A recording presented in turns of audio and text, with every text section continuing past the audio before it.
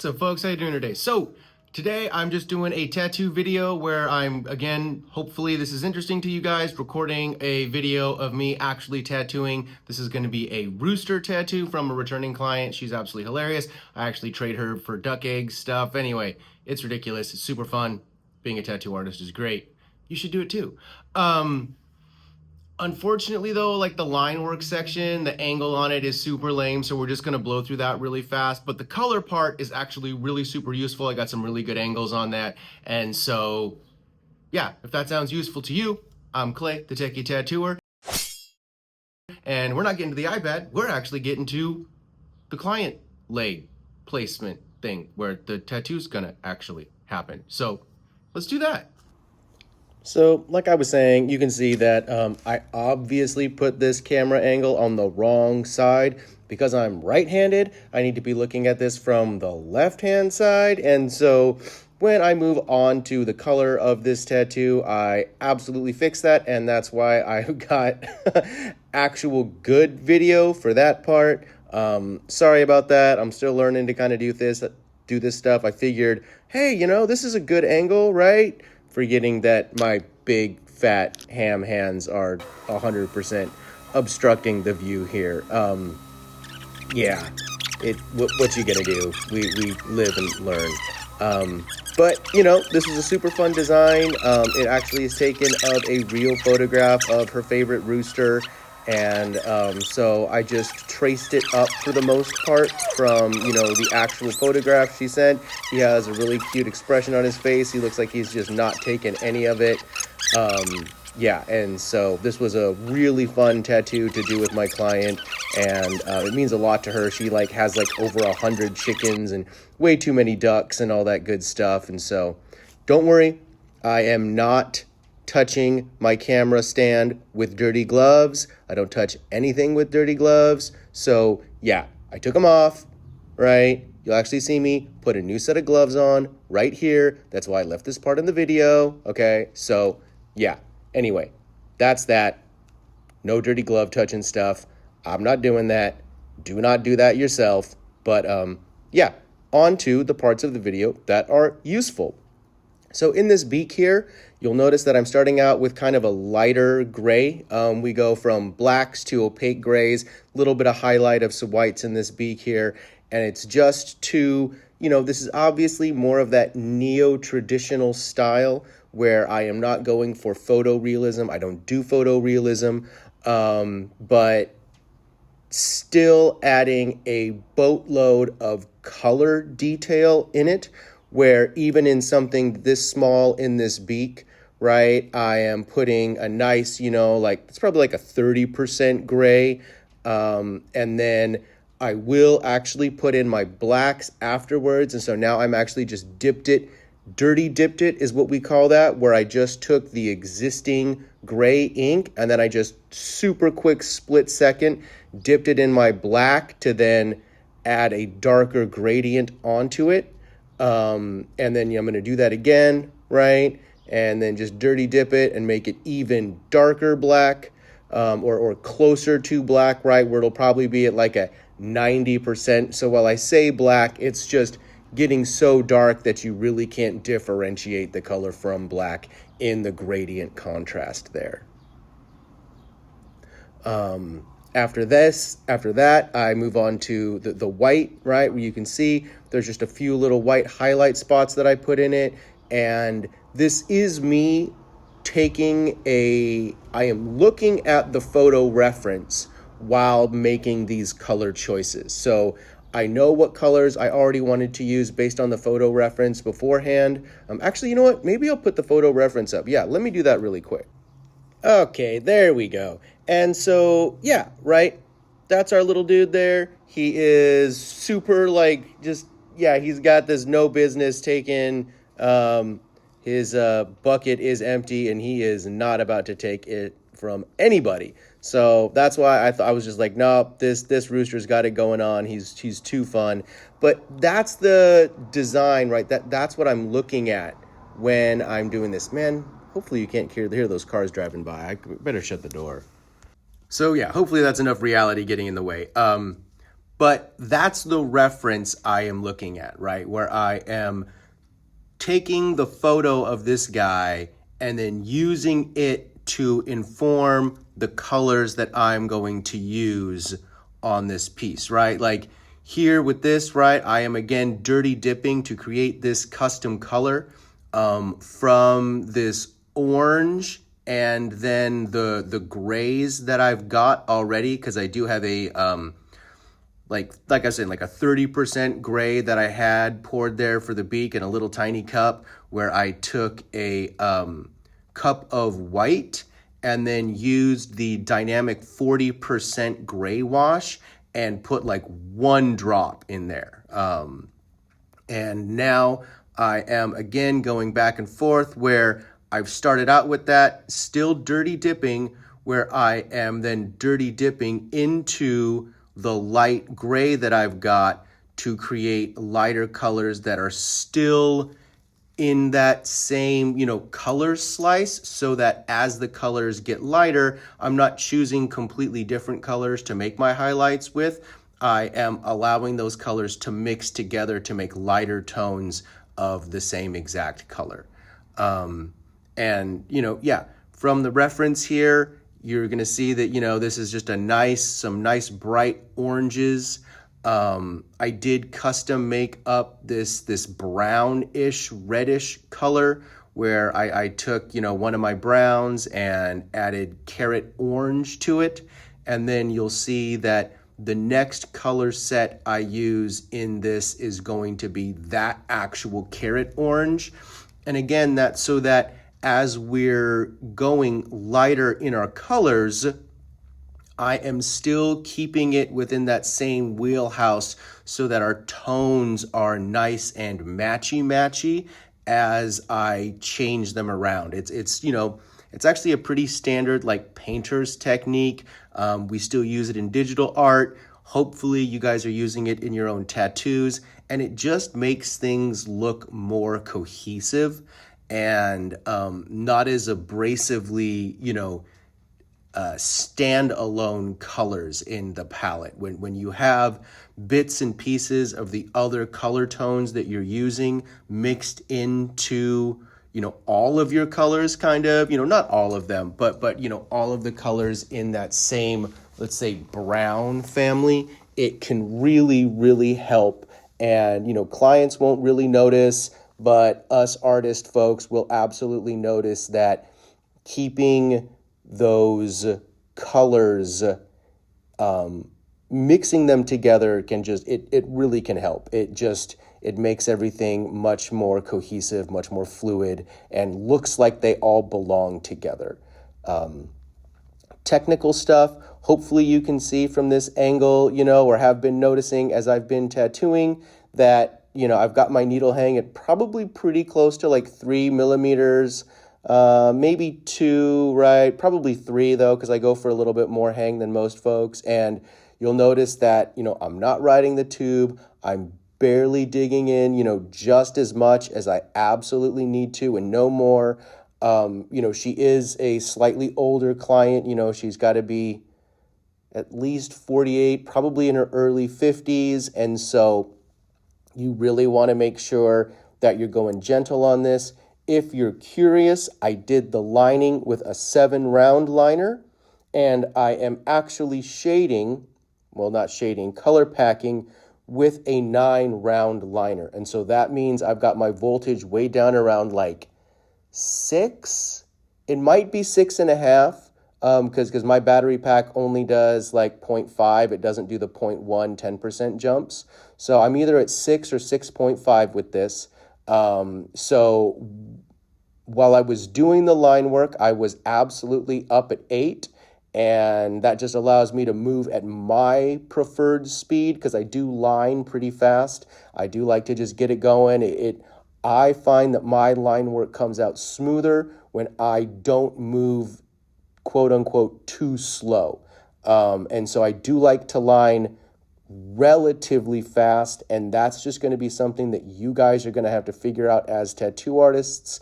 If you do your line work fast, just make sure that, or rather, whatever you're doing your line work at, whatever speed, make sure that your voltage matches that. I know a lot of people who line at like 7, 6.5, and it's because they like to move slower. For them, it makes a nice steadier line. For me, I have a tendency to get a little in the jitters when I move that slow. And for me, the nice smooth speed matches up really, really well with an 8-volt speed. Yeah, that's just how that's going to go. And so what I'm doing is I'm sinking in this darkest brownish red color and going through and adding the quote unquote textures that I want, or rather just sinking in the dark spots. And then, like I said before, we're going to go through and hit all of this up with what's called carrot orange.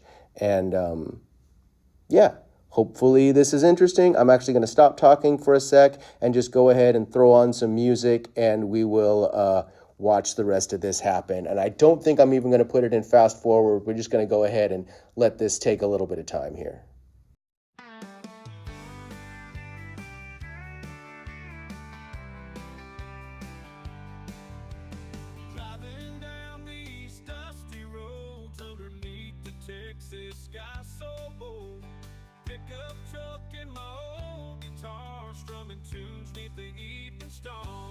Back roads and sunsets, whiskey in my hand, guitar strings and country dreams in this southern land.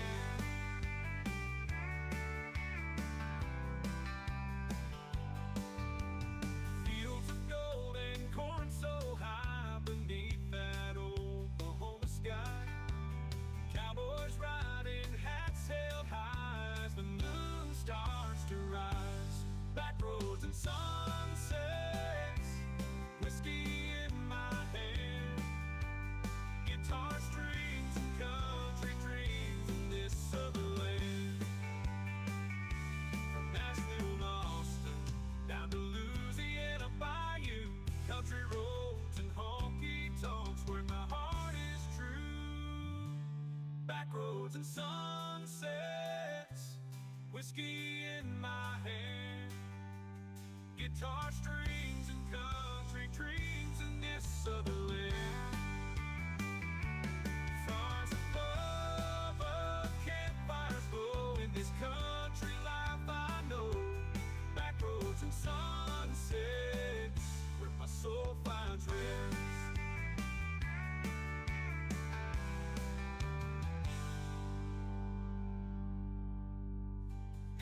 Of gold and corn so high beneath that Oklahoma sky, cowboys riding, hats held high as the moon starts to rise.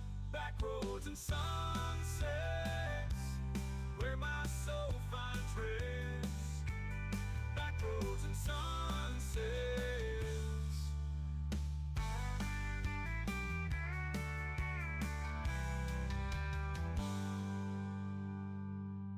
Back roads and sunsets.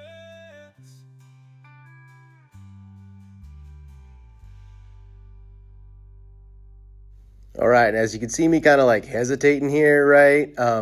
This is me looking back at the photo reference and figuring out how to house those cute little eyebrow spikes, whatever we're going to call that, and how they're really going to be shaded, what the different color tones are going to be in there. And so, yeah, this is a super fun tattoo. I actually really like doing this kind of stuff because, it doesn't stress me out at all because I'm not trying to do it photorealistic.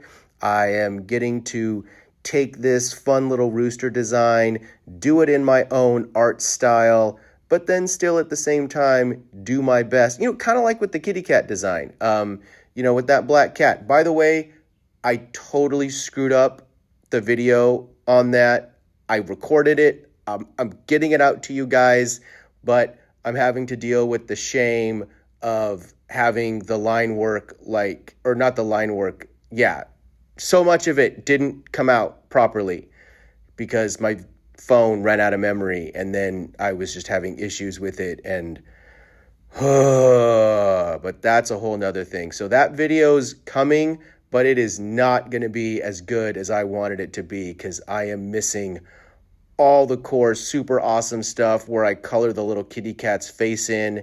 And so I don't know. I got to deal with the trauma of messing that video up. But anyway, now we're on to carrot orange, right? And you could see the difference, obviously, in the pooling up of the carrot orange and how it's a totally, like, drastically different color than the brownish orange that I laid in beforehand. But you'll actually sometimes find that even as you're sinking these colors in, when you're putting them next to each other, you're like, wow, this isn't like as big a difference as I was thinking. Or, as you're like, whoa, these really look like they're the same color. And they do and they don't, right? This is where trying to come up with nice, subtle tonal shifts can actually be pretty hard.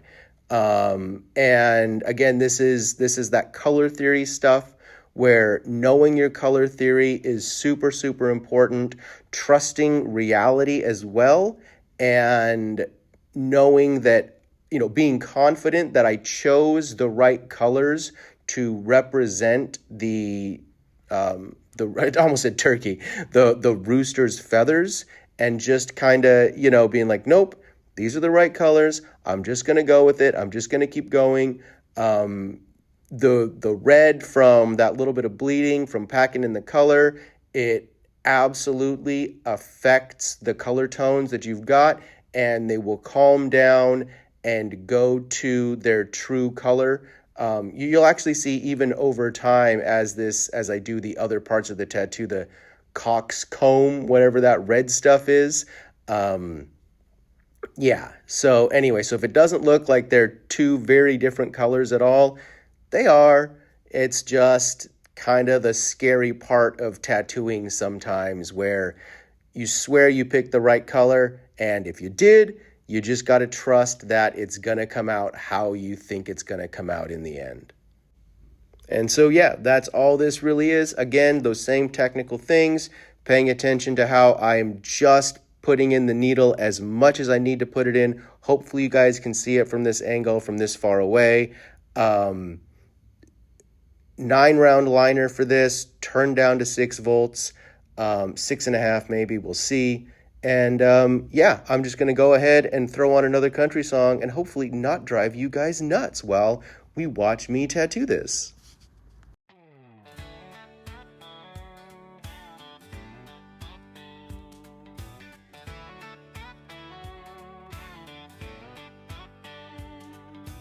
Rolling down a red dirt road, radio loud, windows low, sky painted like a postcard scene, fields of gold and shades of green.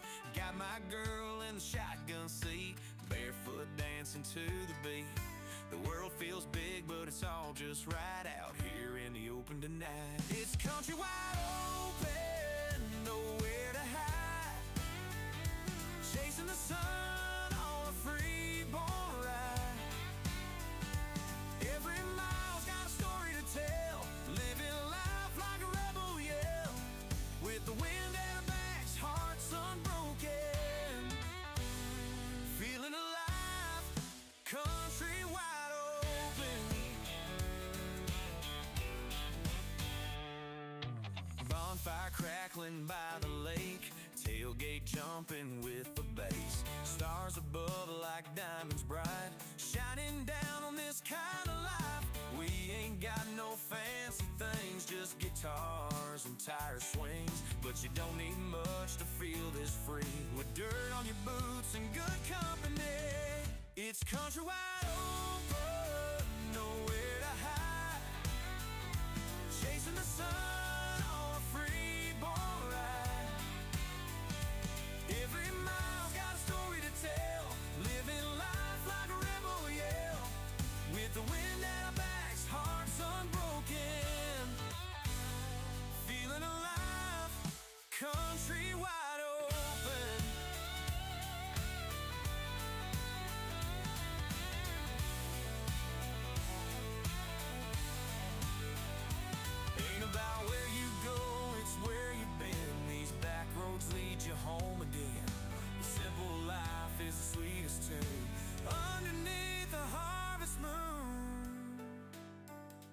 Country wide open, nowhere to hide.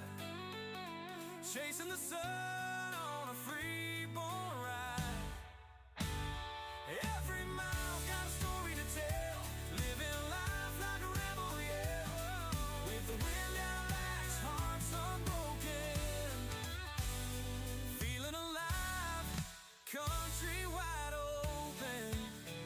Let that sky stretch far and high. We'll keep running till the day we die.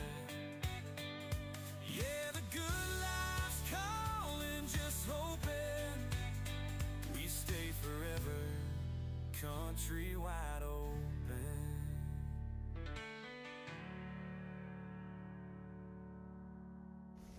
And so I've only got a little bit left here of this carrot orange, right? And then once I get these last few little swoopy swoops done, I actually go back to dirty dipping.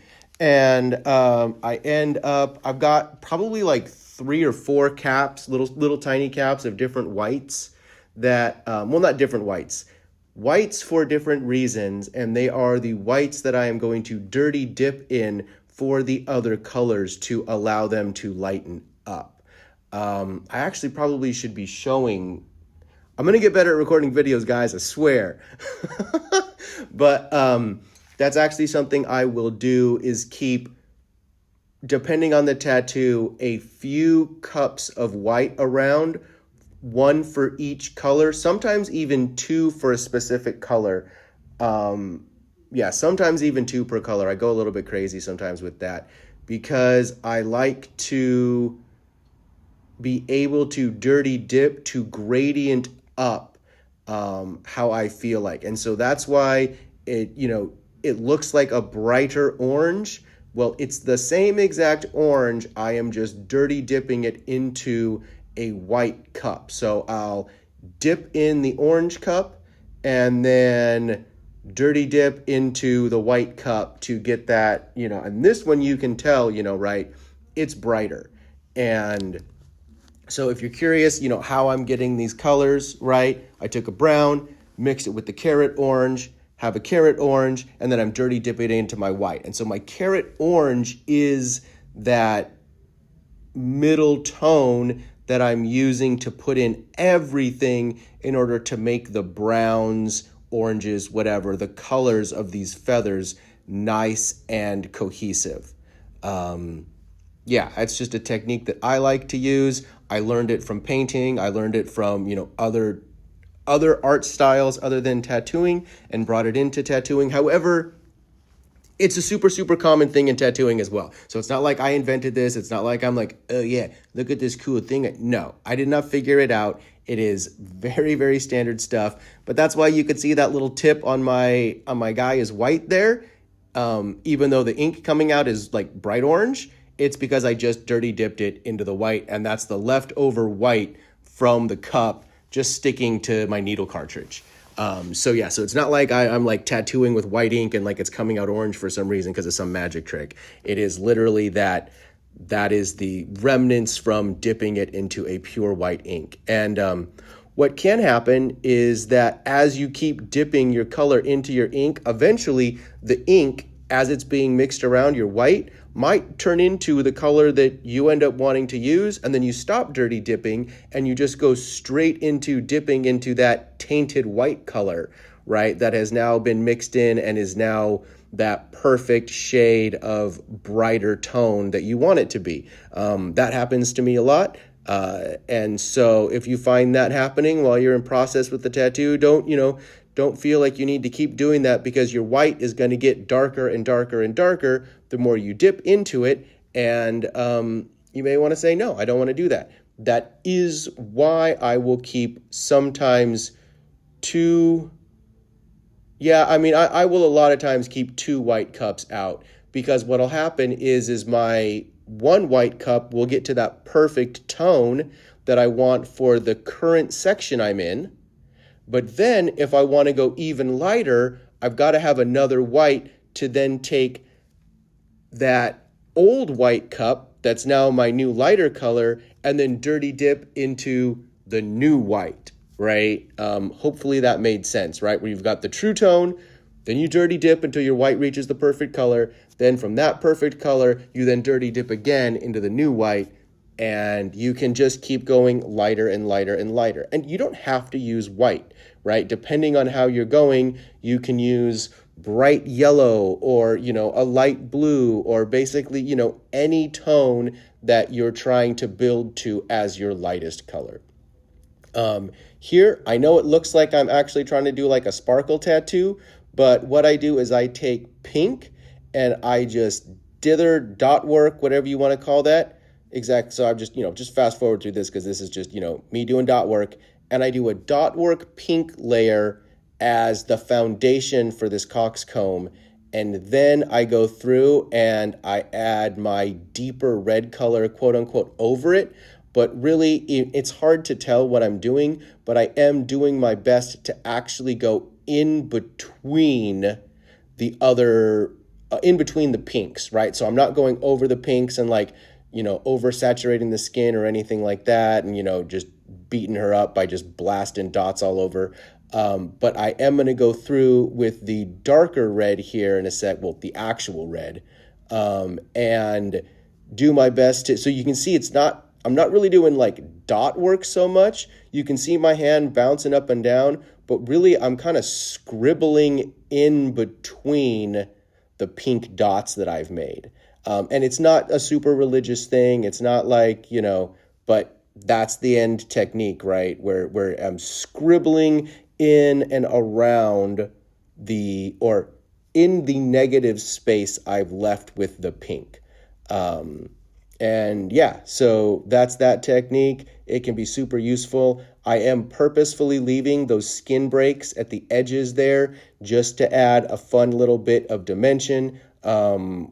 It's just a, neo-traditional, American traditional technique thing. I think it looks good. I leave a little bit of skin break in the underside of that little lined edge there in the coxcomb above the eyebrow.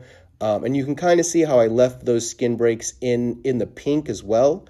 Hopefully that's coming through there. So these are just stylistic choices that you're gonna have to make. I didn't want to do in neo-traditional, oftentimes what we'll do is like really solid colors and then create fun little lumps and bumps and whatnot with that are much bigger and bolder. And I didn't want to do that and make it look like, this little guy had like warts on it or something like that. And so I am kind of breaking neo-traditional rules by using this dither technique. You're not going to really see that in neo-traditional.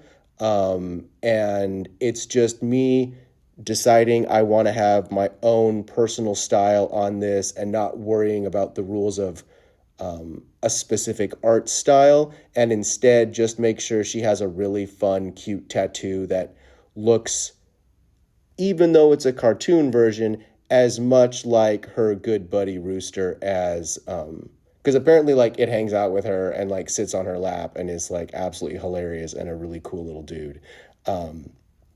But yeah, so I'm trying to make it look as much like him as I can, kind of as close to reality as I can get while still staying within my personal style wheelhouse and feeling comfortable about the techniques I'm using. And yeah, that's just kind of one of those things that for any artist, in order to do your best work, you always want to be pushing yourself a little bit. But when it comes to putting permanent art on somebody, you also want to make sure that you're not pushing yourself too far and that you are using techniques that you know what the outcome will be, and that you are picking and choosing those techniques to, be appropriate for the given design.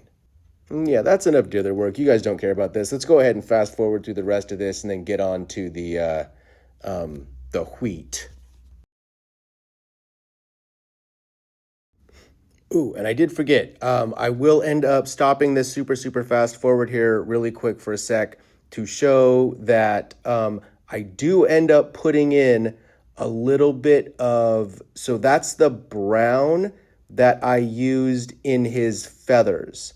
And so I'm using that to just kind of sink in some more dark areas underneath, where like the little shading spots would be. Again, there's no light source to this. These are just, some little tuck under areas using those American traditional rules. And so that's what I'm doing right there. I did want to call that out really quick before we get done with this exact section, just to make sure I'm calling out all the techniques I'm using so that, if you do see the final piece and you're like, wait, is that like brown in there? I don't remember him doing that. And so yeah, that's what I'm doing here, is just putting that last little bit of finishing touches on this.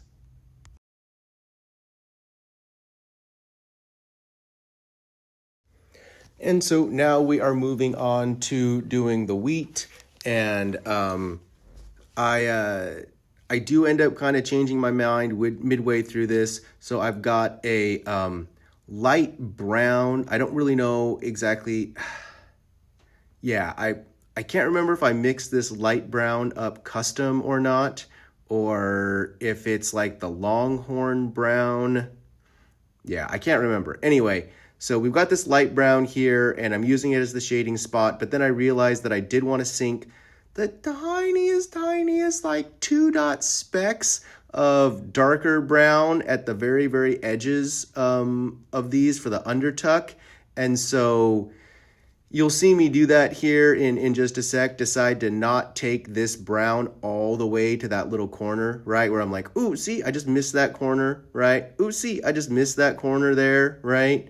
And that's because I'm going to go through and put like the most ridiculously tiny speck of darker brown there.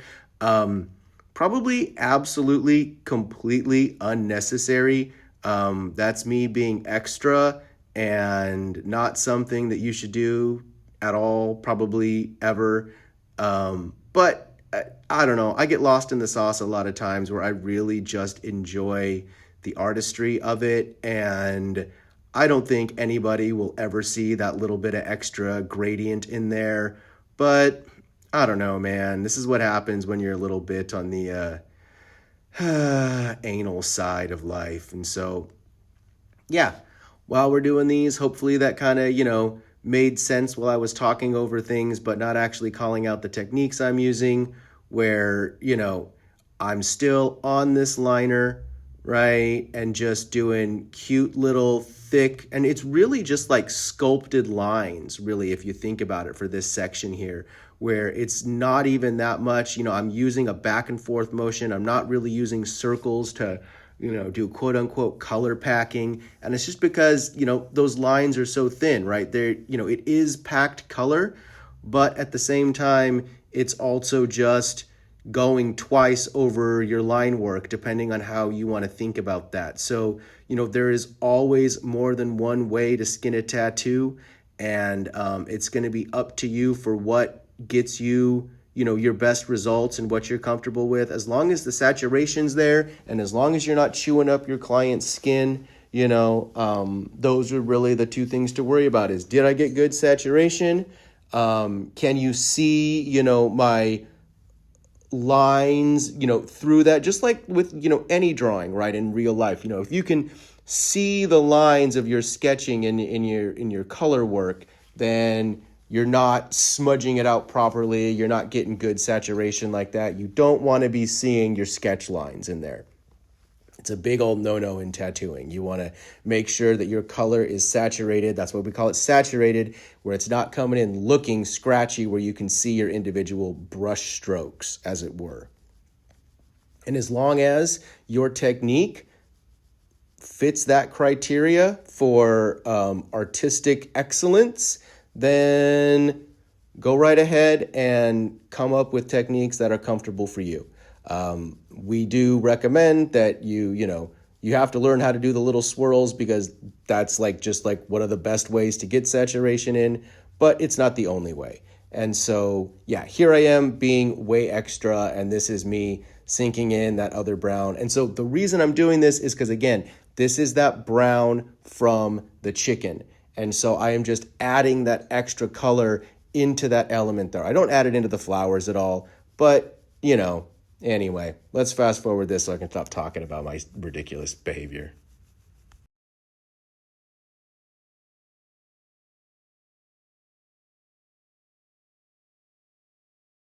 All right, enough of that, and now we are on to the yellow. Um, you'll probably never see me using what's called canary yellow. This is called mustard yellow. I will almost always use mustard yellow, and it's because yellow fades over time. And I just find that using a nice saturated dark yellow, it looks so good over time, and it lasts longer. I prefer it, right? You're gonna, be testing out all these colors and whatnot as you get into that part of your tattooing adventure journey, whatever we want to call that. And you're gonna, be able to disagree with me and all that good stuff. I will absolutely use lighter canary yellows in a gradient of yellow where I'm going to like an orange gradienting into a nice super white and that kind of stuff. So every color does have its place. Do not get me wrong. I'm not trying to say don't use canary yellow. I'm just pointing out that yes, this is wheat. It should be some really light, bright, airy, desaturated color. And I'm like, no, bro, full saturation, browns and yellow. And that's just me choosing to do something that's bright and bold and I think will last well over time as these yellows fade. Again, though, notice how I am not using the circle technique. I am just kind of machining in like a printer those lines, right? But you can't tell, right? That's the important part, is that as long as you're getting good saturation, as long as no one can see your line work in your color packing, then, the technique, nobody can tell, what technique you used, right? If nobody can tell what technique you used, then you did a good job. And so that's just what I'm doing here, because to me, this is just a thick, like double or triple pass line, right? And that's how I think about it. And so that's how I'm executing it, is just how it makes the most sense in my brain.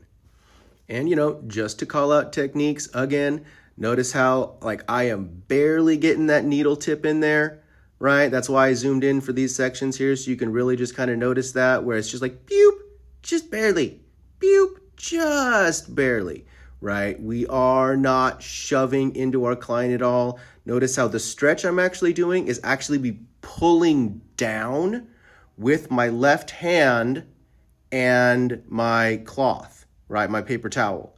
And that, right? Oh, I did use a little bit of swirly technique there. Haha, make myself a liar. So that's the stretch I'm getting there. Side calves are super, super easy, but don't get complacent, because a lot of times the side calf skin is just already pre-stretched and ready to go, but you do want to stretch it. It's just not as difficult to stretch as other areas. And so that's what you're seeing me there with my left hand, that push down. That's what I'm doing. I'm getting that good stretch in there, and then just the lightest bit of needle insertion to get that ink underneath that little layer of the skin there. Yep, oh, there I am using that circle technique again, making myself a liar. Goodness gracious me. So, I say one thing and do another, but really it's just about how I'm thinking about it. That's what I'm really trying to expose to you guys. This wasn't something I was thinking about. This is me noticing what I'm doing as techniques after the fact and being like, oh yeah, I was just treating that like a big fat line instead of, So really, this isn't like a justification or anything. This is just me letting you know how I'm thinking about it and why you're seeing me do what I'm doing. And now we're moving on to the last little bit here. I am doing purple and blue flowers for this one, because I like the way, you've got nothing but warm tones on the Rooster right now, with the oranges, the yellows, the browns, the reds. Those are all kind of on that one part of the color wheel, that one pie slice.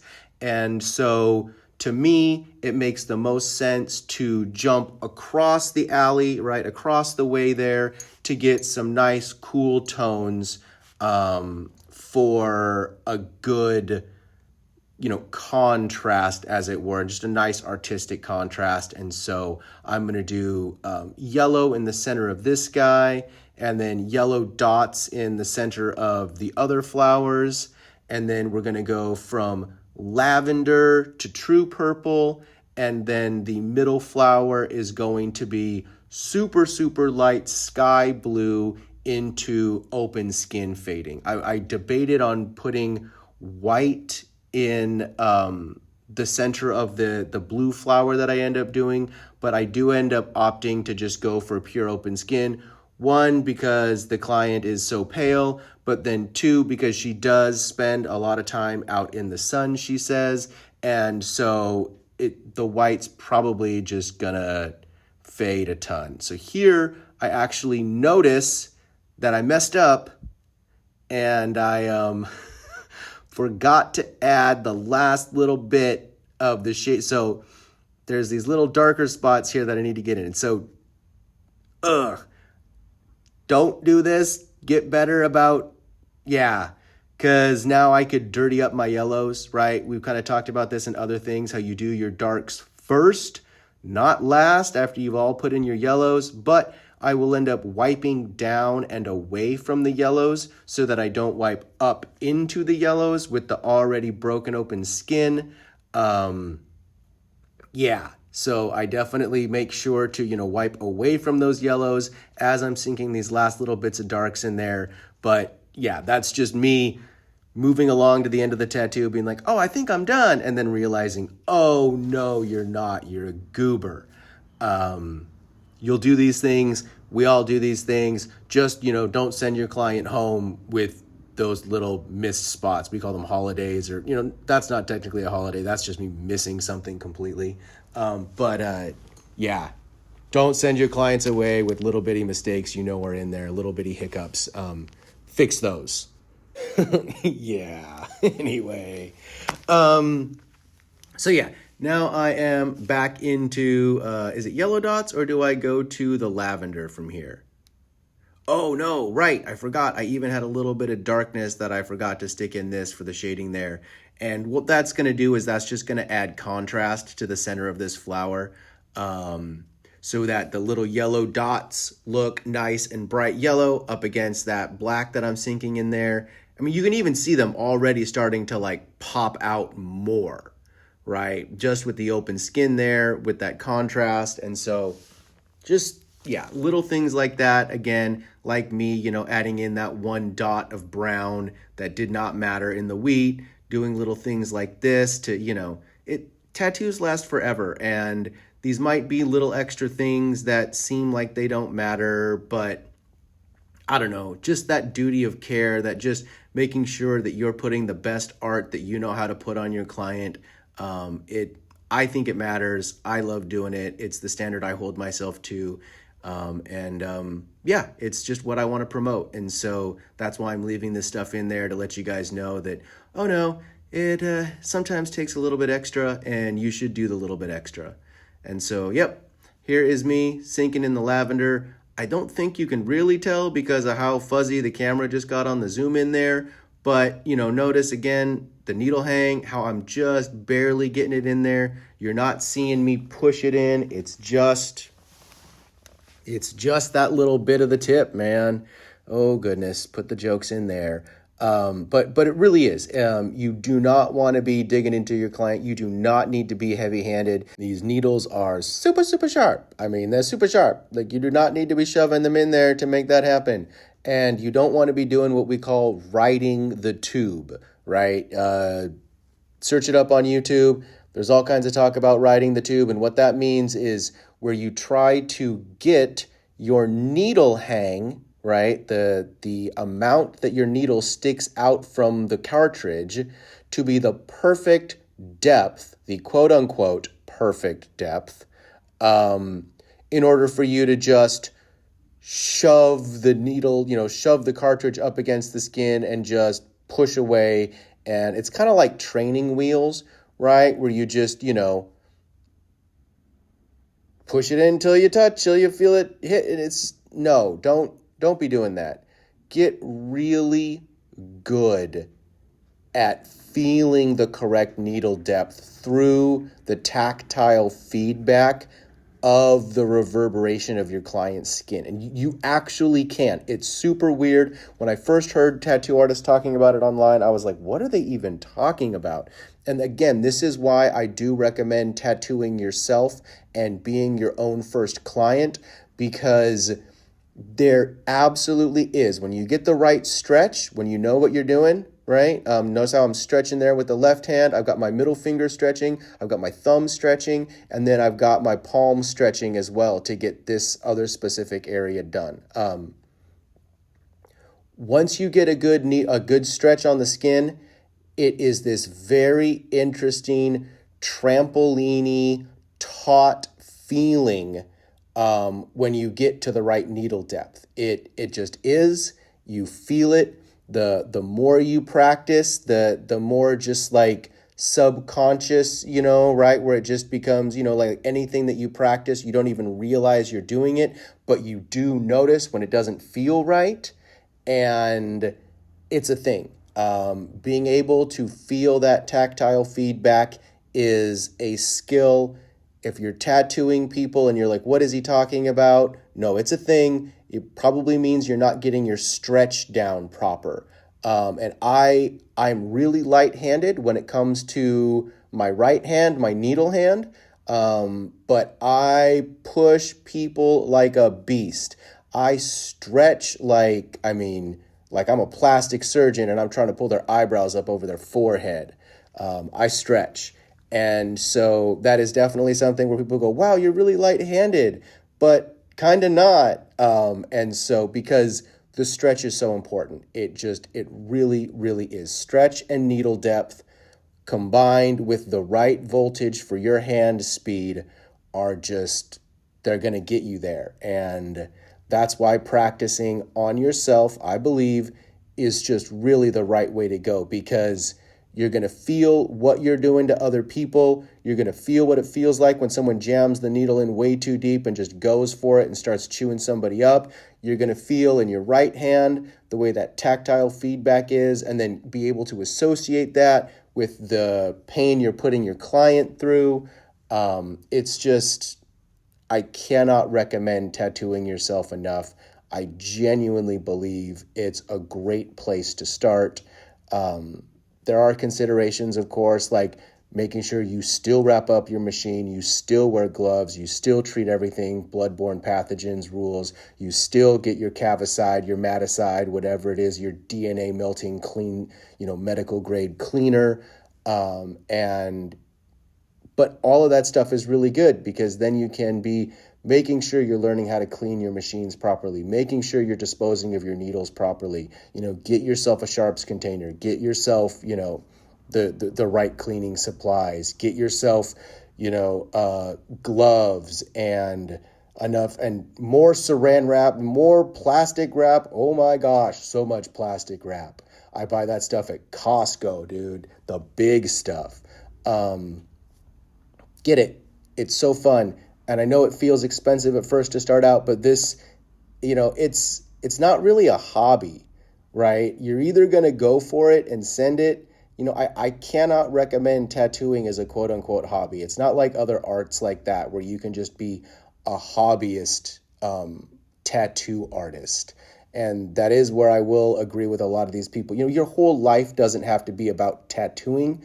But when you choose to mark someone permanently for the rest of their life, you do have to be about art. You do have to be about artistry. You do have to be about learning the craft and perfecting your craft and respecting the fact that somebody is trusting you to wear your art on them for the rest of their life. This isn't a sketchbook. This isn't like a practice thing where you can, burn the pages out and throw them away and not post it online and never have anybody know how bad a job you did 10 years ago. This stuff lasts forever. And so you really want to be making sure you are doing your best job at every point and that your best is always improving, right? That 1% better, that Kaizen video, go check it out.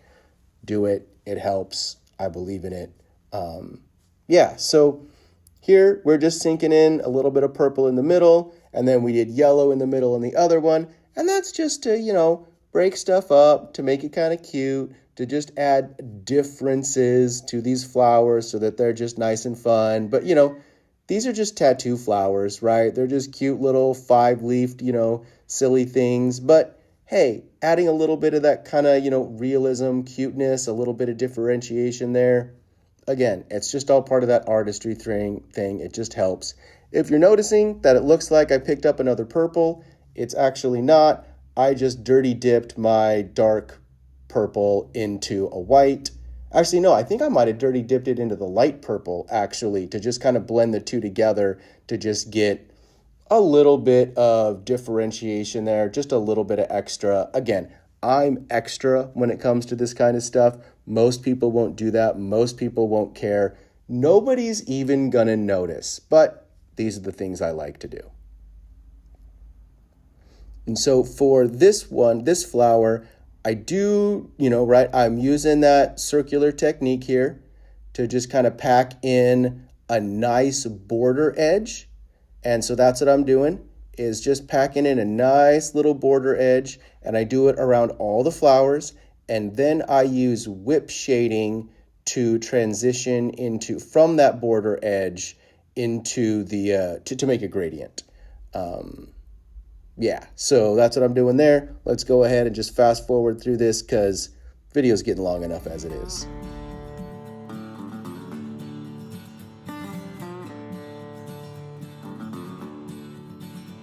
I'm headed down to Nashville, looking for the country blues. I'm searching for Waylon and Hank and Willie too. So I play my songs on the sidewalk, watching all the folks walk by. I play my songs of the days gone by, looking for those country blues.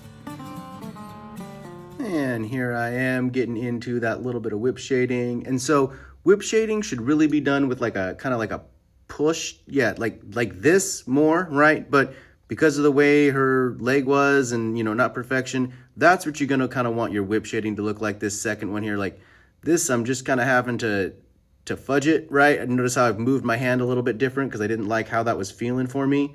But, insert, and you can actually see in the markings that I'm making how even the markings themselves, right? You insert and then whip out, insert and whip out. And I know I'm doing it too fast because I'm not actually teaching you guys how to do it, right? But, this is real time. This isn't sped up at all. This is how I do it.